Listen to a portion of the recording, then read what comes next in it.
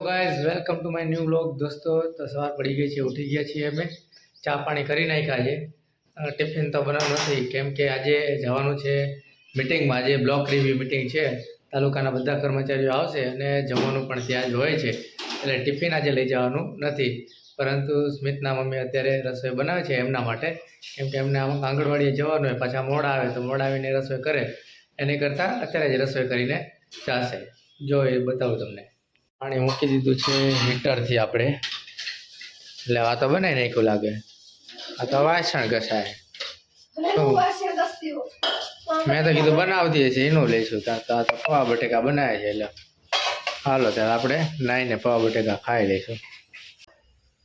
Hello દોસ્તો, નાહી લીધું છે, ફ્રેશ થઈ ગયા છીએ અને પૌવા બટેકા બન્યા હતા, એ પૌવા બટેકા ખાઈ લઈશું. અને પછી હાર્દિકભાઈ આવે એટલે હું અને હાર્દિકભાઈ જઈશું મિટિંગમાં.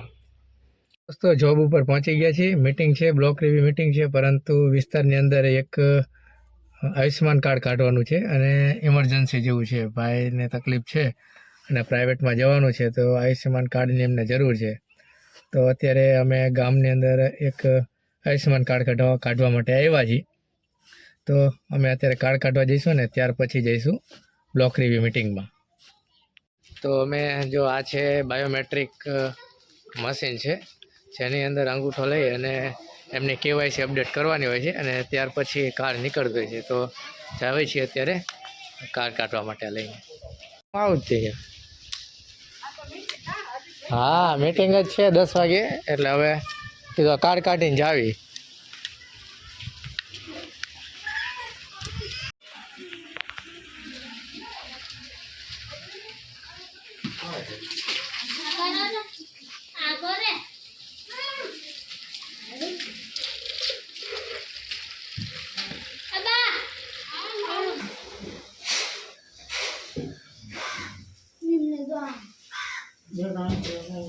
નથી નામ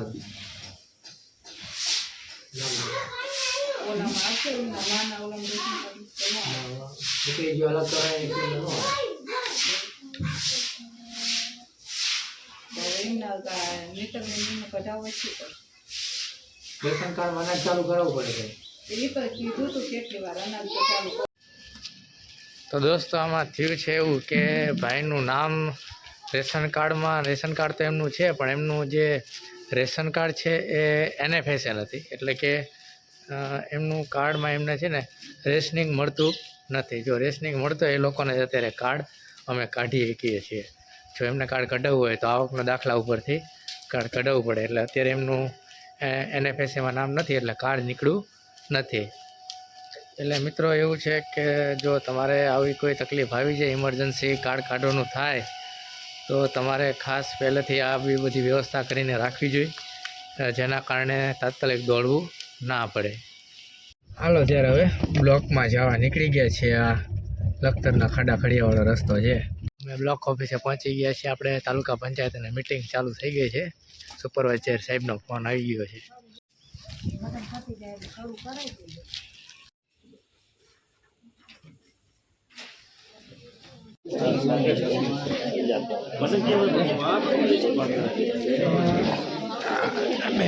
સાહેબ આવી ગયા છે જિલ્લામાંથી, અને જિલ્લાવાળા સાહેબ છે, હવે મિટિંગ લેવાના છે. હા, સાહેબ આવી ગયા છે ને મિટિંગ ચાલુ થશે. હવે જિલ્લામાંથી સાહેબ રિવ્યુ લેવાના છે જબરદસ્ત.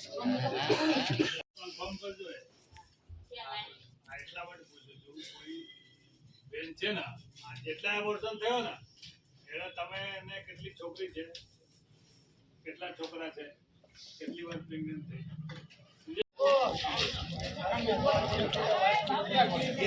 ની બ્રેક પડી ગઈ છે, તો જમવા આવી ગયા છે.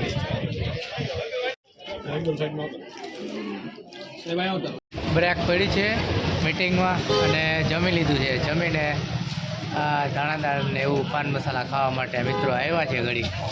જો પાછી મિટિંગ ચાલુ થઈ ગઈ છે, પાછું રિવ્યુ લેવાનું ચાલુ થઈ ગયું છે.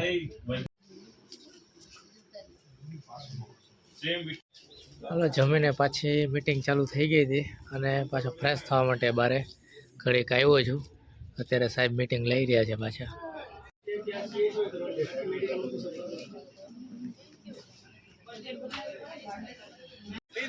એનું ડાય જો મિત્રો બ્લોક રિવ્યુ મીટિંગ પૂરી થઈ ગઈ છે અને બસ હવે 5 વાગી ગયા છે, 5:30 જેવું થઈ ગયું છે. હવે અમે જઈશું ઘરે. સાહેબે સારો એવો રિવ્યુ લઈ લીધો બધા ઇન્ડિકેટરનો. હવે જઈશું ઘરે.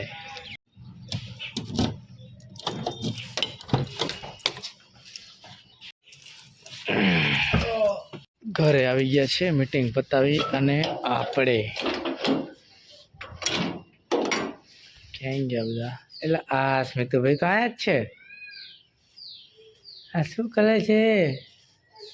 એટલે આ તો રોતો લાગે. શું થયું?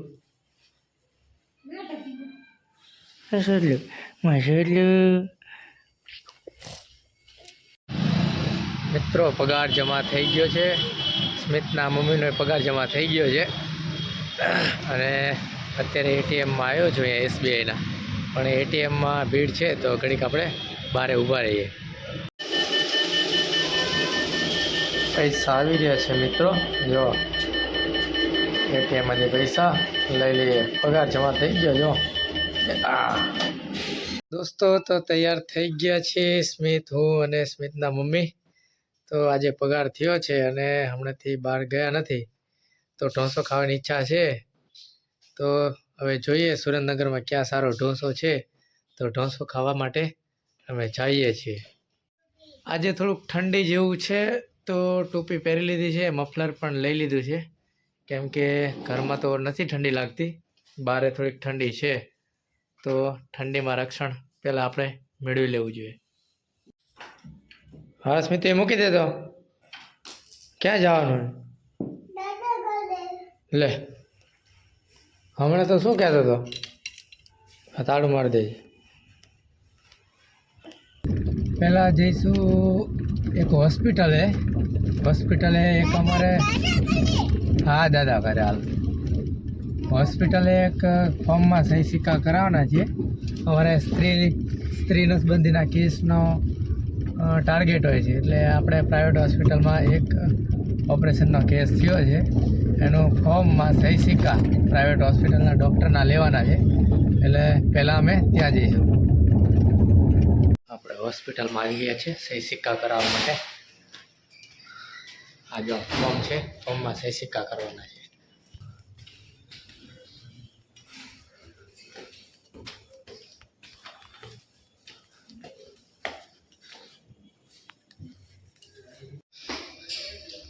ફોર્મમાં સહી સિક્કા થઈ ગયા છે સાહેબના, અને હવે જઈશું નીચે જઈ અને ઢોસા ખાવા જ્યાં જવાનું છે ત્યાં જઈશું. આ મારી ગાડી પડી છે અહીંયા. ચાલો ત્યારે પૂરું કામ. હાલો, વેલકમના ઢોસા ખાવા માટે આવ્યા છીએ. બધા બહુ વખાણે છે કે વેલકમના ઢોસા બહુ સરસ હોય છે, તો આજે વેલકમના ઢોસાનો ટેસ્ટ કરી લેવી.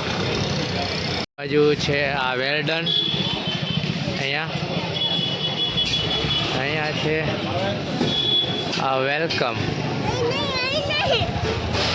હાલો અંદર બે.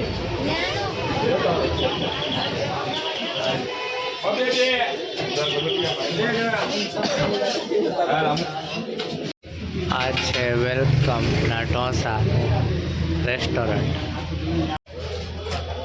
આ બાજુ બને છે. આ સ્મિત રહેવા દેવું ન કરતા. તો અમારા મસાલા ઢોસા આવી ગયા છે. સ્મિતુભાઈ ખાવા માંડ્યા છે, તો અમે જોઈએ ટેસ્ટ કરવી. આ 2 સંભાર આવી ગયા છે, આ એક ચટણી છે, આ બીજી છે. ચાલો ત્યારે અમે જમી લઈએ.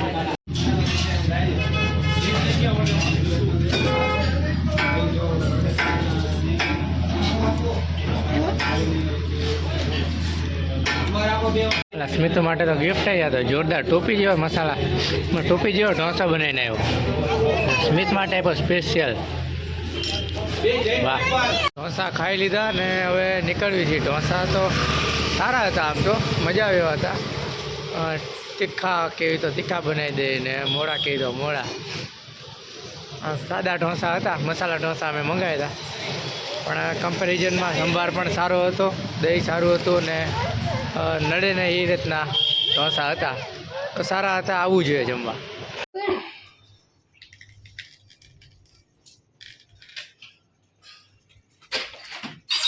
તો દોસ્તો જમીને ઘરે આવી ગયા છીએ, હવે ફ્રેશ થઈ અને મળીએ કાલે નવા એક વ્લોગમાં. ત્યાં સુધી ટાટા, બાય બાય. આજના જો તમને અમારા બ્લોગ ગમતા હોય તો લાઈક કરો, શેર કરો અને સબસ્ક્રાઈબ કરવાનું ભૂલશો નહીં.